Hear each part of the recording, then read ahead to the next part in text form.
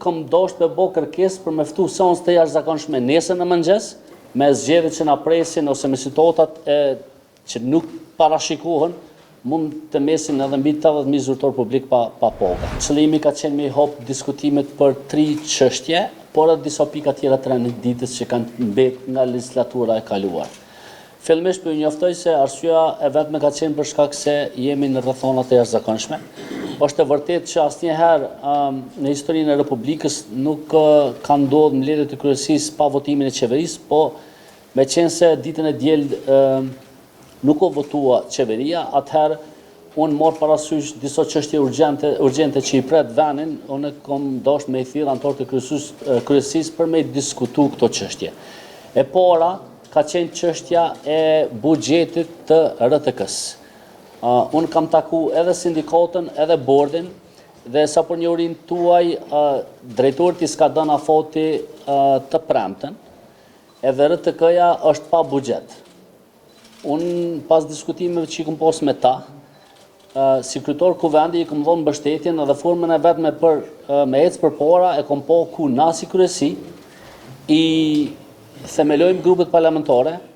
gjithashtu i bëjmë ndarjen e komisioneve parlamentare, i votojmë në një seancë ku pastaj kam kërku që të votohen këto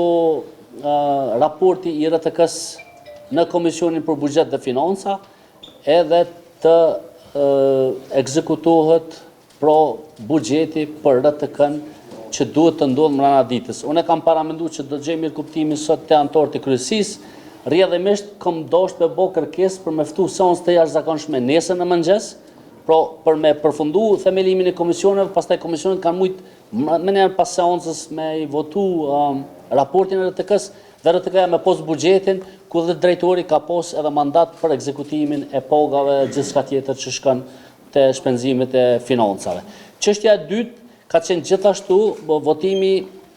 i buxhetit, diskutimi për buxhetet e 3 komunave, Prishtinë, Gjilan dhe Zubin Potok. Dhe çështja e tretë ka qenë gjithashtu edhe buxheti vjetor i Republikës Kosovës, edhe për këtë e kam shtruar në diskutim me anëtarët e kryesisë, mirë po, fatkeqësisht asnjëra nga këto pika nuk kam gjetur mirë kuptimin. Ka qenë bindja ime e thellë se s'ka pas asnjë shkelje ligjore e kushtetuese për me themelu komisionet, për me mujt me procedu me buxhetin e RTK-s,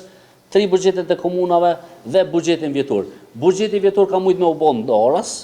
për shkak se ai don debat më të thellë, mund vje keq për shkak se deni janë dëm i buxheteve 3 komunave, po është dëm edhe RTK-s, e për më tepër janë mbi 700 punonjës në RTK që nuk do të morrin paga për pasojë. Unë mendoj se sikur të kishte qenë një vullnet i mirë në një bashkëpunim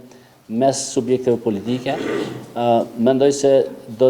t'ja kishim dalë që nesër të ishin ekzekutuar. Këtu për fatkeqësisht kjo s'ka ndodhur dhe gjendemi para një situate tani ku RTK-ja mbet pa buxhet, 3 komunat gjithashtu do të kenë probleme financiare dhe për më tepër buxheti i Republikës gjithashtu nuk është proceduar, e siç e dini, me zgjedhjet që na presin ose me situatat që nuk parashikohen, mund të mesin edhe mbi 80.000 zyrtar publik pa paga.